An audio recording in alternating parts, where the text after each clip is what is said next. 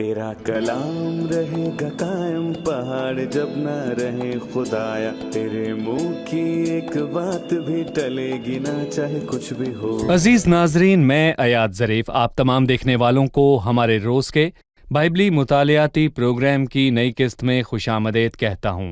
अभी हम पुराने अहद नामे में से यिर्मयाह की किताब का मुताला कर रहे हैं और आज के प्रोग्राम में हम 26वें और 27वें बाब का मुताला करेंगे। गुज़िश्ता किस्त में हमने असीरी के दौर का तस्करा किया। ये कदीम लोग एक मखसूस वक्त यानी 70 बरस तक असीरी में रहे क्योंकि ये उनके लिए मुकर्रर था। बेशक खुदा का कलाम पूरा होता है, हमारे हाथ में नबूती कलाम मौजूद है। इसमें माजी, हाल और मुस्तकबिल के वाक़यात का बयान है।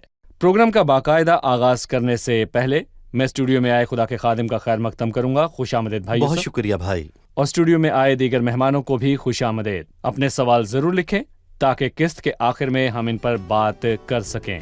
भाई यूसुफ, 26वें बाब के शुरू में इस नबूवत के लिखने का वक्त बयान है। शाह यहूदा यहोयाकीम बिन यूसिया की बादशाही के शुरू में ये कलाम खुदावंद की तरफ से नाजिल हुआ कि खुदावंद यूं फरमाता है कि तू खुदावंद के घर के सहन में खड़ा हो और यहूदा के सब शहरों के लोगों से जो खुदावंद के घर में सजदा करने को आते हैं, वो सब बातें जिनका मैंने तुझे हुक्म दिया है उनसे कह दे।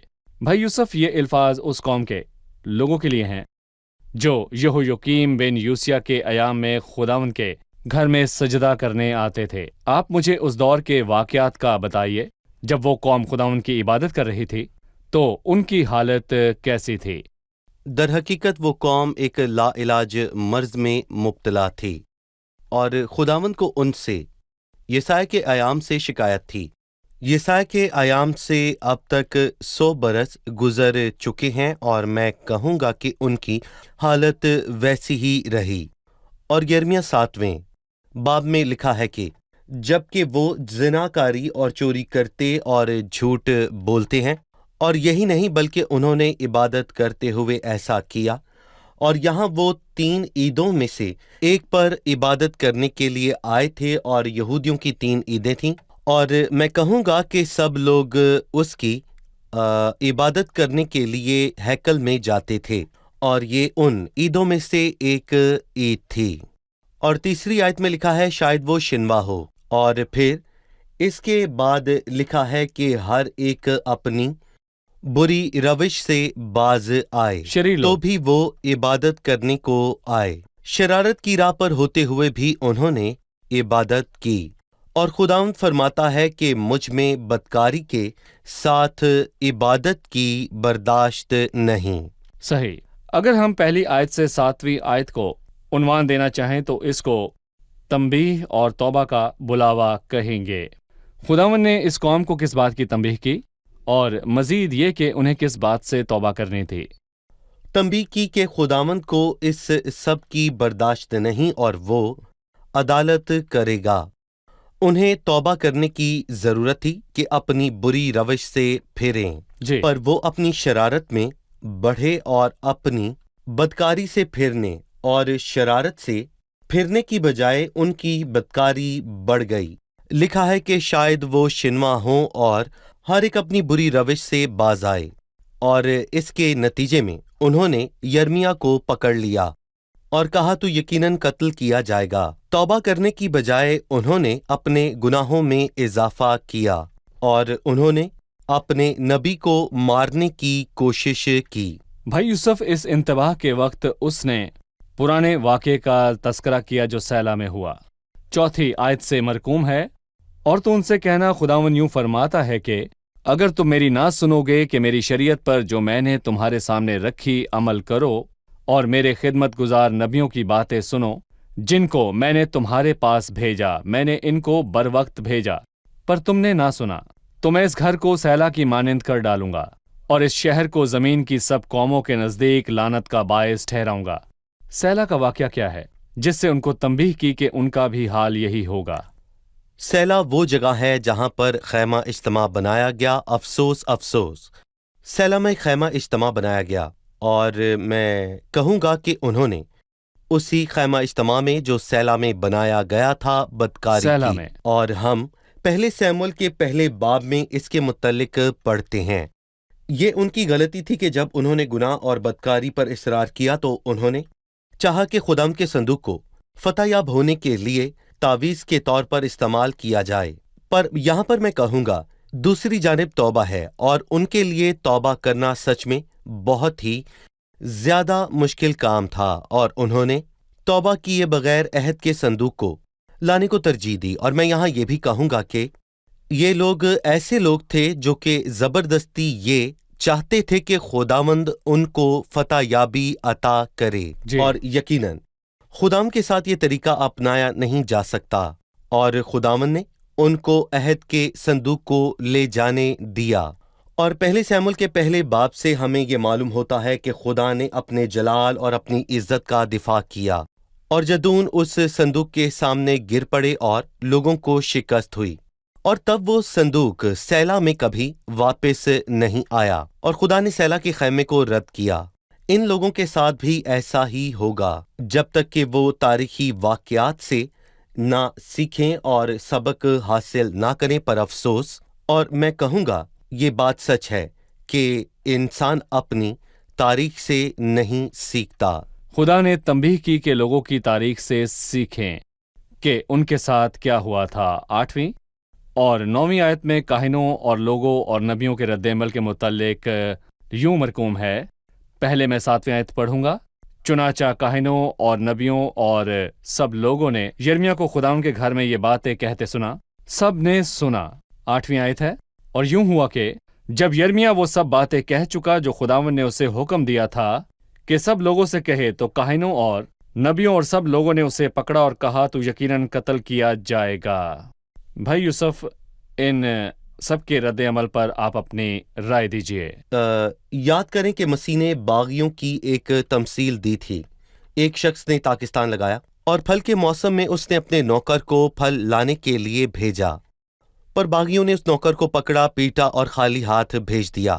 اور تب اس مالک نے اپنے بیٹے کو بھیجا کہ وہ میرے بیٹے کا تو لحاظ کریں گے، پر خداوند نے فرمایا شاید وہ شنما ہوں اور ہر ایک اپنی بری روش سے باز آئے۔ خداوند نے فرمایا میں اپنے پیارے بیٹے کو بھیجوں گا، شاید وہ اس کا لحاظ کریں، پر انہوں نے اسے دیکھ کر صلاح کی کہ یہی وارث ہے، اسے قتل کریں۔ جب انہوں نے، میں کہوں گا کہ یرمیہ نبی کی بات سنی تو کہا، لکھا ہے اے یرمیہ تو یقیناً قتل کیا جائے گا۔ اور میں کہوں گا کہ یہ خدا کے الفاظ تھے، ٹھیک ہے۔ اور بے شک انہوں نے اس آواز کو قتل کیا جو خدا کی آواز ان تک پہنچاتی ہے، تو بھی ان پر یہ عدالت آئے گی کیونکہ انہوں نے خدا کی آواز نہیں سنی۔ 1 تا 7 آیات میں یرمیہ کا پیغام ہے، اس میں تنبیہ ہے۔ 8ویں اور 9ویں آیت میں لوگوں کا رد عمل ہے، اور پھر 10ویں آیت سے آگے یرمیہ کا ہم رد عمل دیکھتے ہیں۔ اور یہودا کے امراء یہ باتیں سن کر بادشاہ کے گھر سے خداوند کے گھر میں آئے، اور خداوند کے گھر کے نئے پھاٹک کے مدخل پر بیٹھے، اور کاہنوں اور نبیوں نے امراء سے اور سب لوگوں سے مخاطب ہو کر کہا کہ یہ شخص واجب القتل ہے، کیونکہ اس نے شہر کے خلاف نبوت کی ہے، جیسا کہ تم نے اپنے کاہنوں سے سنا۔ تب یرمیہ نے سب امراء اور تمام لوگوں سے مخاطب ہو کر کہا کہ خداوند نے مجھے بھیجا کہ اس گھر اور اس شہر کے خلاف وہ باتیں جو تم نے سنی ہیں نبوت سے کہوں، اس لیے اب تم اپنی روش اور اپنے اعمال کو درست کرو، اور خداوند اپنے خدا کی آواز کے شنوا ہو، تاکہ خداوند اس عذاب سے جس کا تمہارے خلاف اعلان کیا ہے باز رہے۔ اور دیکھو میں تو تمہارے قابو میں ہوں، جو کچھ تمہاری نظر میں خوب و راست ہے وہ مجھ سے کرو، پر یقین جانو کہ اگر تم مجھے قتل کرو گے تو بے گناہ کا خون اپنے آپ پر اور اس شہر پر اور اس کے باشندوں پر لاؤ گے، کیونکہ در حقیقت خداوند نے مجھے تمہارے پاس بھیجا ہے کہ تمہارے کانوں میں یہ سب باتیں کہوں۔ ان کے اس رویے پر آپ اپنی رائے دیجئے۔ جی بھائی یوسف۔ شروع سے ہی لوگوں نے یرمیہ کو رسوا کیا، اور پھر ہم نے 20ویں باب میں یہ واضح طور پر دیکھا کہ اس کو کاٹھ میں ڈالا، اور 26ویں باب میں یہ چیزیں بڑھیں گی، اور اس کے پیغام کو رد کیا اور اسے مار کر کاٹھ میں ڈالا اور اس کے خلاف موت کا فرمان نکالا۔ اور داؤد نے کہا، وہ کہتا ہے کہ مجھ میں اور موت میں بس ایک قدم کا فاصلہ ہے۔ سب لوگ اور نبیوں اور کاہنوں نے یرمیہ کے خلاف کہا، یقیناً تو قتل کیا جائے گا، اور یہ خطرناک ہے کہ لوگ خداوند کے جی نبی کے خلاف اکٹھے ہو جائیں۔ اور یہاں پر میں اس بات پر زور دینا چاہوں گا کہ ذرا آپ اس شخص کی ہمت تو دیکھیں۔ خداوند نے اسے کہا کہ میں تجھے ان لوگوں کے مقابلے میں پیتل کی مضبوط دیوار ٹھہراؤں گا، اور یہ تجھ سے لڑیں گے پر تجھ پر غالب نہ آئیں گے۔ اور یہ خدا کا کلام ہے، وہ اس کی راہ پر نہیں چلے اور اپنی بری روش سے توبہ نہیں کی، اور انہوں نے اپنے گناہوں میں اضافہ کیا۔ اور اس نے کہا، دیکھ میں تو تمہارے قابو میں ہوں، تمہاری نظر میں جو خوب راست ہو مجھ سے کرو۔ اسے اپنی بابت ڈر نہیں، بلکہ لکھا ہے مجھے تمہاری بابت ڈر نہیں۔ اور میں کہوں گا کہ یہ بہت خوبصورت اور طاقتور ہے، کیونکہ اس کو اپنی فکر نہیں، کیونکہ اگر وہ مر بھی جائے تو اپنے خالق کے پاس جائے گا، پر لوگوں کے گناہ بڑھ جائیں گے اور اس گناہ کا نتیجہ برا ہے۔ صحیح۔ بھائی یوسف، میں اس حصے کو دہرانا چاہوں گا۔ پہلے حصے میں انتباہ ہے اور توبہ کرنے کا بلاوا ہے۔ دوسرے حصے میں 8ویں اور 9ویں آیت میں انہوں نے اس کو رد کرنے کا اصرار کیا۔ پھر تیسرے حصے میں آپ نے بتایا یہ 10ویں آیت سے شروع ہوتا ہے، اس میں جرت اور فتح ہے۔ پہلے ہم نے کہا کہ یرمیا کا دفاع کیا، تو بتائیے کس نے اس کا دفاع کیا؟ در حقیقت بادشاہ کا دل خداوند کے ہاتھ میں ہے، پانی کے نالوں کی مانند۔ تب عمرہ اور سب لوگوں نے کاہنوں اور نبیوں سے کہا کہ یہ شخص واجب القتل ہے۔ اسے ہمیں یوحنا کی انجیل کے 7ویں باب میں نیکودیمس کی یاد آتی ہے، کیونکہ میں کہوں گا کہ جب سب لوگ مسیح کے خلاف تھے تو انہوں نے مسیح کے خلاف ایک حکم صادر کیا، اور نیکودیمس نے اس کے حق میں کہا کہ کیا ہماری شریعت کسی شخص کو مجرم ٹھہراتی ہے جب تک کہ پہلے اس کی سن کر جان نہ لے؟ یعنی کسی کی بات سنے بغیر فیصلہ کرنا غیر منطقی ہے، اور خداوند نے بزرگوں کو بھی استعمال کیا۔ تب ملک کے چند بزرگ اٹھے اور کل جماعت سے مخاطب ہو کر یہ کہنے لگے کہ میکا مرشتی نے شاہ یہودا حزقیہ کے ایام میں نبوت کی، اور اس شخص نے سلطنت کے خلاف سخت الفاظ کہے کیونکہ وہ باغی اور نافرمان تھا، کہ حزقیہ نے اس کو قتل کیا، بالکل نہیں۔ سو میں کہوں گا کہ باب کے آخر میں لوگوں نے یرمیا کا دفاع کیا، اور لکھا ہے پر اخی یاکم بن صفن یرمیا کا دستگیر تھا تاکہ وہ قتل ہونے کے لیے لوگوں کے حوالہ کیا جائے۔ خدا دینداروں کو بچاتا ہے، تو خداوند دینداروں کو آزمائش سے نکال لینا خوب جانتا ہے، اور یہ سچ ہے۔ صحیح، شکریہ۔ اب ہم مہمانوں سے ان کا سوال جانیں گے۔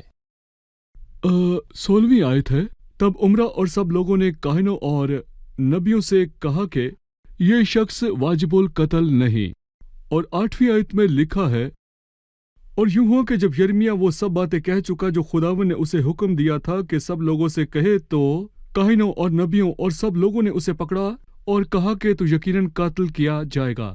ہمیں بتائیے کہ یہ یہاں کیا پر کیا تضاد ہوا؟ ہے؟ جی بھائی یوسف، کیا انہوں نے اپنا ارادہ بدل لیا؟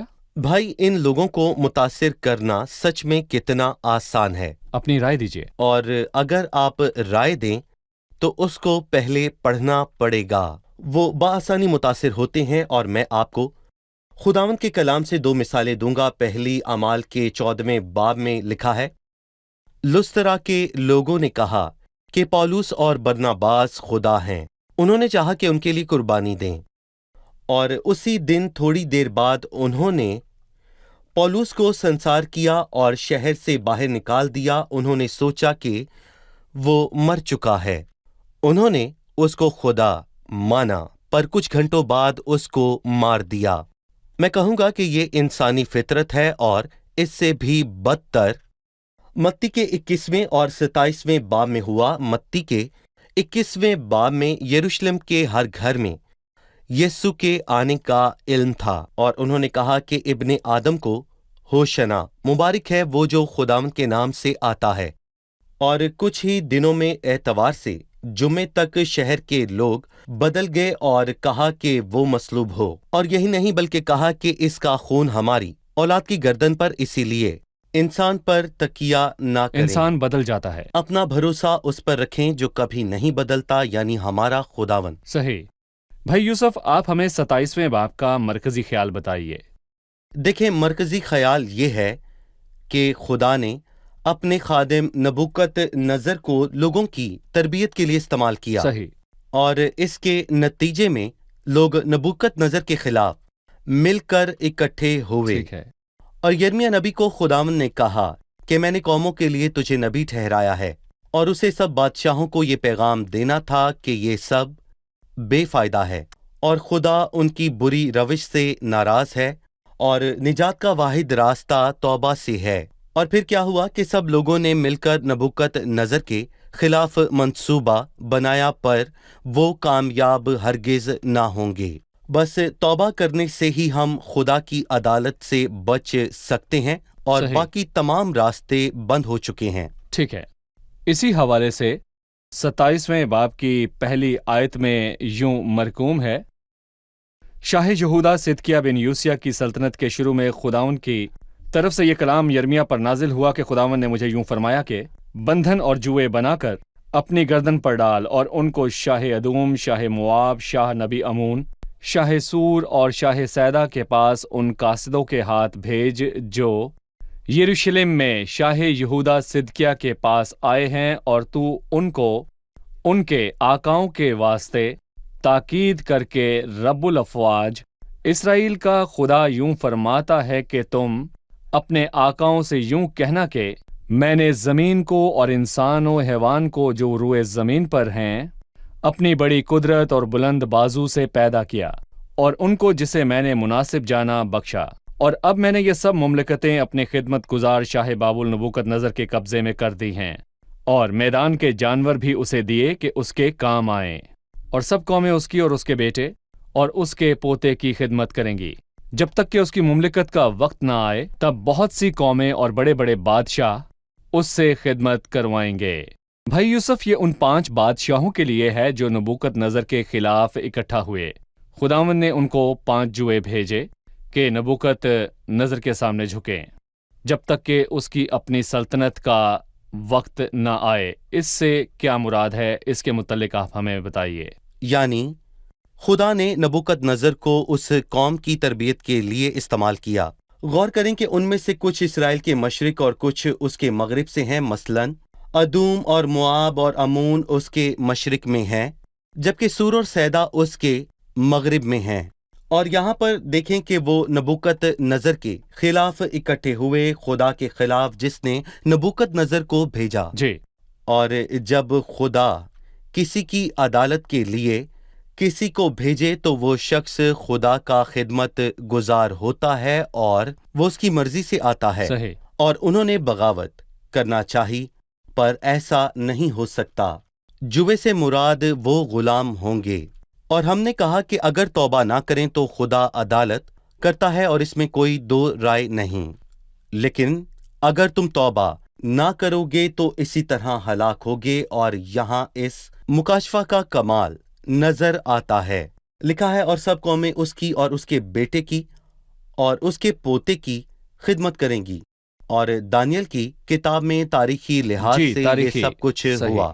لوگوں نے نبوکت نظر کی خدمت کی، اور اس رویا میں سونے کا سر تھا، اور پھر اس کے بیٹے اور پھر آخری بادشاہ بیل شزر کی خدمت کی، یعنی کہ ان کی 3 نسلیں، جیسا کہ خداوند کے کلام میں واضح طور پر لکھا ہے، جب تک کہ اس کی مملکت کا وقت نہ آئے، یعنی یہ سب ان کے ساتھ ہوگا، یہ اس کے ساتھ کیونکہ ہوگا۔ وہ بے عدل تھا، ظالم، وہ طاقت کا غلط استعمال کرے جیسے گا۔ انسان عام طور پر بھی کرتا ہے، پر اس کی عدالت ضرور آئے گی۔ اور میں کہوں گا کہ اسور کے ساتھ بھی ایسا ہوا۔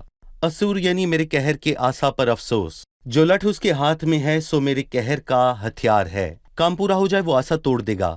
اور سب لوگوں کے ساتھ ایسا ہوا۔ رومی سلطنت آئی اور پھر ختم ہوئی، اور پھر برطانوی سلطنت بھی آئی اور ختم ہو گئی، اور پھر امریکی سلطنت آئی، اور ایک دن اس کو بھی زوال ہوا، پر افسوس کہ انہوں نے خداوند کی شریعت کے خلاف بغاوت کی، اس کی مخلوق پر ظلم کیا، اور یہ انسان ہے۔ صحیح، تاریخی لحاظ سے یہ سب ہوا۔ خداوند سے شاہ فارس خورس کو بھیجا کہ بابل کی سلطنت کو ختم کر دے۔ یسایہ کی نبوت میں یہ لکھا تھا اور پورا ہوا۔ بالکل، خداوند آپ کو بائبل برکت مقدس دے۔ شاندار ہے۔ بائبل مقدس کمال ہے۔ جی ہاں، بے یہ شک، ہمیں مستقبل کی تفصیل بتاتی ہے۔ بالکل ٹھیک۔ چلیے مہمانوں سے ان کا سوال جانتے ہیں۔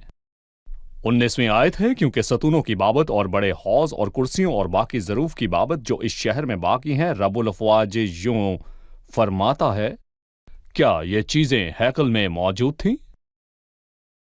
भाई यूसुफ, 19वीं आयत में जिन चीजों का जिक्र हुआ, ये चीजें सतून, हौज और कुर्सियां, ज़रूफ, ये सब चीजें क्या हैं? 17वें बाब में लिखा है कि उनकी ना सुनो। झूठे नबियों की वो क्या कहते हैं, देखो खुदावंद के घर के ज़रूफ अब थोड़ी ही देर में बाबल से वापस आ जाएंगी। यानी वो ज़रूफ जो नबूकदनज़र पहले 2 वापस मरतबा आएंगे। ले गया था, अब वापस आएंगे। यर्मिया ने कहा नहीं, वो वापस नहीं आएंगे, बल्कि जो अब तक नहीं गए वो भी ले जाएंगे। क्योंकि सतूनों की बाबत रब्बुल फ़ाज यूं फरमाता है, ये 2 मरकजी सतून हैं, यकन और बॉयस, और ये सुलेमान की हैकल में थे, और ये हैकल की आराइश के लिए थे। और बड़े हौस की बाबत ये पीतल का हौस है जो खैमा इज्तमा में था। और यहाँ पर मैं ये भी कहूँगा कि यकीनन एक हौस बहुत बड़े समंदर से छोटा होता है। और फिर इसके बाद वाज़े तौर पर लिखा है कि और कुर्सियाँ और बाकी ज़रूफ की बाबत जो इस शहर में बाकी हैं। और यर्मिया के 52वें बाब में ये लिखा है कि नबूकदनज़र ने किस तरह आकर वो ज़रूफ लिए और उनको बाबल ले गया, हैकल और शहर को जलाया और तबाह किया। और नोहा की किताब में यर्मिया के सारे दुखों की बाबत वाज़े लिखा है कि उसने 12 तंबी की, लेकिन उनके कान ना मख्तून थे और उन्होंने खुदा की तंबी को ना सुना। सही, लेकिन बाब के आखिर में हौसला बख्श अल्फाज हैं। इसमें बहाली और बरकत का जिक्र है। उस दिन तक कि मैं उनको याद फरमाऊं वहां रहेंगे। खुदावंद फरमाता है, उस वक्त मैं उनको उठा लाऊंगा और फिर इस मकान में रख दूंगा। इस आयत से हम क्या सीखते हैं? जी बिल्कुल, खुदावंद अपने वादे के मुआफिक अज़रा और नहमिया और ज़रबाबल के दौर में उन ज़रूफ को वापस लाया। हम जितनी भी मुश्किलात में हों, पर खुदावंद ने वादा किया कि वो ज़मीन पर आने वाले उन तारीक दिनों से हमें महफूज रखेगा। और हर दीनदार इंसान जो खुदा के साथ वफादार हो, वो जितने भी मुश्किल हालात में से गुजरे, पर खुदावंद का वादा है कि वो उनको आने वाली आजमाइशों से बचाएगा। सही। और हम यरूशलेम नहीं लौटेंगे बल्कि आसमान पर जाएंगे। भाई यूसुफ, जिस ईमानदार को खुदा ने इज्जत और जलाल का बर्तन बनाया हो, अगर भटक जाए तो लिखा है, वो मेरी जान को बहाल करता है, मुझे सदाकत बिल्कुल। की राहों पर ले चलता खुदा को बरकत है। दे। शुक्रिया। अब हम मेहमानों से उनकी राय जानेंगे। आप तैयार हैं? 26वें बाब की 1 ता 7 आयात में इंतबाह है और तौबा के लिए बुलावा है। यर्मिया ने लोगों को ये पैगाम कैसे पहुंचाया? उसने तंबी की ताकि वो तौबा करें और बदी से फिर जाएं, ताकि खुदा उस घर को सैला के घर की तरह ना बनाए खुदा उनका घर जहाँ खैमा इज्तमा मौजूद था। वो जगह तबाह हुई। उसने उनको तबाह करने का कहा ताकि उनके साथ भी ऐसा ना हो। अफसोस, उन्होंने कुछ फ़ायदा ना उठाया बल्कि तंबी को रद्द कर इस दिया। बुलावे को रद्द जी, किया। जी भाई यूसुफ। जी सही। ठीक है। तंबीह के पैगाम और तौबा के बुलावे के बाद जिसको लोगों ने रद्द किया, यर्मिया ने जुर्रत का मुजाहिरा किया और ये अल्फाज बोले। मैं चाहता हूं कि आप में से इनके मुतालिक कोई हमें बताए। उसने कहा कि उसके कत्ल से उन पर आने वाली अदालत नहीं रुकेगी, उसके बरक्स एक बेकसूर के कत्ल से उनके गुनाह में इजाफा होगा। जी ठीक है, लेकिन खुदावंद ने अपने खादिम का हौसला बढ़ाया और लोगों को उसके दिफा के लिए भेजा। कोई बता सकता है कि लोगों ने उसके दिफा में क्या कहा? यहूदा के उमरा ने उसका दिफा किया। उन्होंने मीका मोर्शती को याद किया। उसने भी ऐसी ही नबूवत की थी, पर उसको उन्होंने कत्ल न किया। खुदावंद ने उनको यही बात याद दिलाई कि यर्मिया का दिफा करें ताकि वो कत्ल ना किया जाए। और बाप के आखिर में खुदावंद ने किसी को तैयार किया, अहीकाम बिन साफिन, जो यर्मिया के साथ था, कि उसको बचाए। शुक्रिया, खुदावंद आपको बरकत दे। जी भाई यूसुफ। जी हाँ, ठीक बिल्कुल। है। शुक्रिया भाई यूसुफ, खुदावंद खुदा आपको आपको बरकत बरकत दे। दे। अजीज नाजरीन, यर्मिया ने अपने पैगाम के जरिए लोगों को तंबीह की। अफसोस, उन्होंने शरारत में जिंदगी गुजारी, साथ ही हैकल में इबादत भी की। ये बड़ी इखलाकी बुराई है। उन्होंने इबादत के लिए भी सब काम मुकम्मल किए, पर बुराई में जिंदगी बसर करते रहे। खुदावंद को ये नापसंद है। अजीजो, खुदावंद को बदकारी के साथ ईद की बर्दाश्त नहीं, और आज भी खुदावंद को इससे नफरत है। खुदावंद बुलाता है कि हम पाक हों, अपनी इफ्तादा जमीन में हल चलाएं और कांटों में ना बोएं। अपने दिल को उसके सामने खोल दें। कहें, ऐ खुदा, तो मुझे जांच और मेरे दिल को पहचान, मुझे आजमा और मेरे ख्यालों को जान ले, और देख मुझ में कोई बुरी रविश तो नहीं, और मुझको अपनी राह में ले चल। अजीजो, आप ऐसा ही करें। खुदावंद की इस तंबीह को सुने और इसका जवाब दें। आपसे अगली किस्त में फिर मुलाकात होगी। खुदावंद आपको बरकत दे।